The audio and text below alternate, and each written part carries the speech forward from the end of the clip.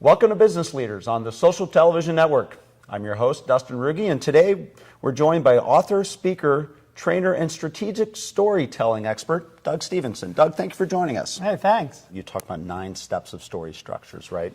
And why is following those steps so important? Are these lessons that you learned yourself that you just talked about a moment ago that you will always structure your stories around to get to that point? Or what makes that so effective? Well, all stories are built on certain forms and structures, what I call the architectural design of a story. We've all gone to movies that are just brilliantly constructed movies. And we don't know that the construction is there. We just know that movie worked. That was great. And we've also gone to movies where we walk out within 15 minutes going, that didn't work.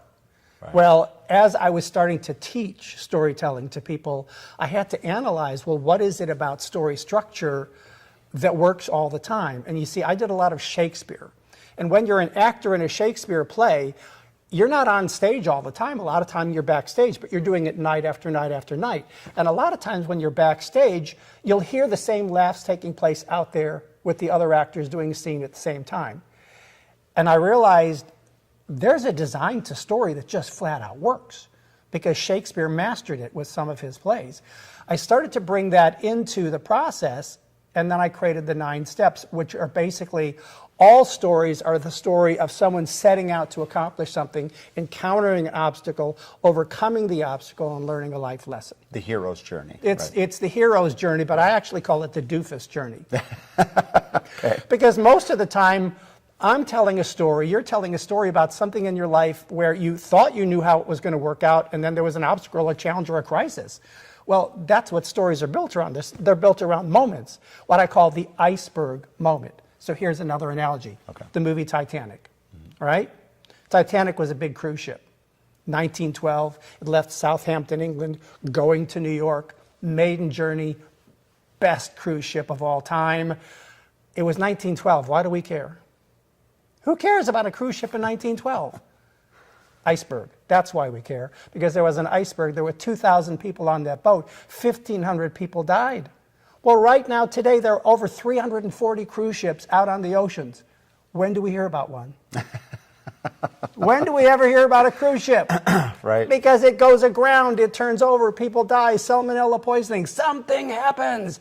So when we're talking about this journey of a story, we have to understand there is a sequence. And so you start out with the iceberg moment, the crisis, the thing that goes wrong, the misunderstanding. Now we move back in time to a beginning point. With Titanic, we move back to port. Everybody's getting on the ship. Leonardo DiCaprio is playing poker. He wins a ticket. He runs onto the ship. We start back there. We move forward in time, and then the iceberg happens. Now the movie gets really interesting because we've introduced the characters and what's going on in the ship. Oh my God, we fit an iceberg. Now what do we do? The drama, the intrigue. Now we have the iceberg moment, which causes a story to have energy. Now we have to figure out, well, what do we do? Well, in your stories or my stories, that's basically what it is. We go back to a moment in time, we move forward to an obstacle or crisis, and then we move forward into how did I overcome it and what did I learn? And then we make the point. Well, if I give you the 9 steps of story structure and I hand that off to an executive, an IT professional, somebody who's not necessarily good at storytelling, I've given them instructions. You also talk in the book about public speaking, professional speaking, and you're a professional speaker yourself, correct? Yes, I am. How many years have you been doing that? I've been speaking professionally since 1996. Wow. So I've been doing it for a long time. I started teaching storytelling in 1996, before it was a fad, before it was a trend. And then along came A Whole New Mind by Daniel Pink and Made to Stick by the Heath brothers. And all of a sudden, everybody started talking about you need to tell a story, but there weren't any books that taught how. Okay. And I'm the how-to guy. Okay, everybody tells you to tell a story. Corporations say we need to tell our story. I wrote the book out of the need for the how-to because I am a how-to guy. I'm a methodology guy. I'm a step-by-step guy. What do you think are some of the key elements that people don't understand when it comes to professional speaking that you try to hone in on when you work with people? Well, a lot of people, when they come into professional speaking, and I think the fear is I'm supposed to be really smart. I'm supposed to have a lot of really good information. Right. It's all about information. It's all about content. And most of us get really freaked out by that because we feel like, well, then I need to go read some books and I need to create some really good PowerPoint slides and lots of bullet points. But then I say, no, really, you're teaching wisdom. You're sharing your wisdom. What have you learned from your life experience? Especially with leaders. It's like, don't get up there and give me more information. I have plenty of information. What have you learned from your life experience that will help me to understand how I can live a better life, how I can be a better employee? And so when you tell a story, you're doing something that you do all day long. Everybody tells stories every single day. So storytelling is the most organic form of communication we have. It's just that people don't understand how to use that tool. And in that context, too, don't people consider a lot of things in their life to be very ordinary? Yes. And why would they want to share something ordinary about themselves to other people? And what would compel them to do that? Right. Well, I came into the teaching of storytelling, and people would come to me with their Mount Everest stories and their cancer stories. And I would coach them on these big, hairy, life-threatening, amazing, motivational speaker stories. And then I looked at my own life and I thought, I got nothing. I don't have any stories like that. But what I've been able to do with craft is take something very, very simple and ordinary and common, and with craft, turn it into something. So here's an example. I had a dog. Grew up with dogs, love dogs. My dog got sick. Took her to the vet. Vet said, your dog's got a little doggy cold. You need to give her one of these pills. So gave me some pills, said give her one at breakfast and one at dinner. Gave me some instructions, said this is how you give a dog a pill. Never done it before, thought no big deal. Went home that night at dinner, Jaya, come here. I called my dog over, and she like limps over because she's just like, ugh. You know, a dog is sick, they're lethargic. Sure. I said, Jaya, I need to give you a pill. And I told the dog while I was doing it what I was supposed to do based on the instructions I had. Going to pry the mouth open. Right. You guys all know what I'm talking about here. You pry the mouth open, you take the pill, you shove it to the back of the throat, you hold the mouth closed, and then they're supposed to know what to do. They're supposed to swallow the pill. So I give the dog a pill, and I'm like, come on, swallow.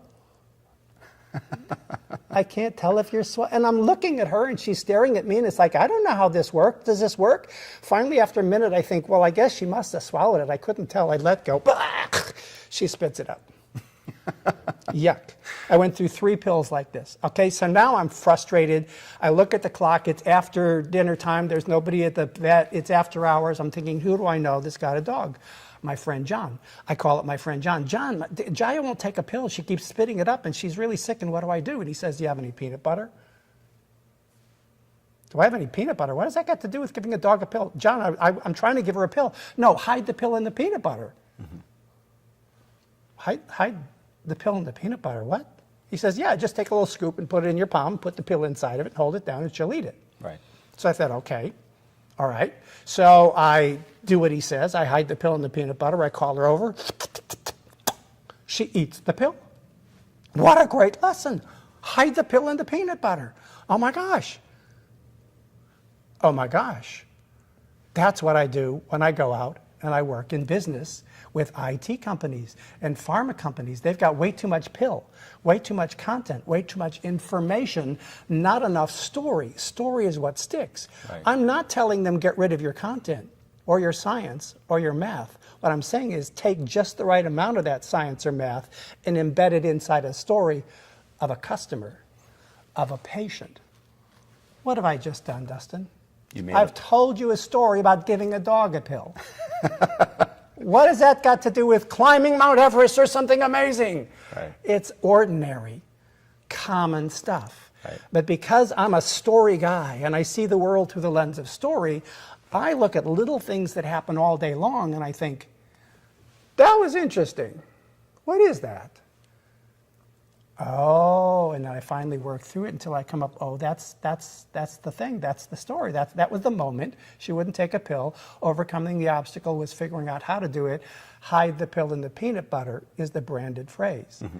Now, when I go out, I tell people what I'm going to help you do is hide the pill in the peanut butter. And you know what the response is from corporate? Oh my gosh, that's what we need. We got way too much pill, not enough peanut butter.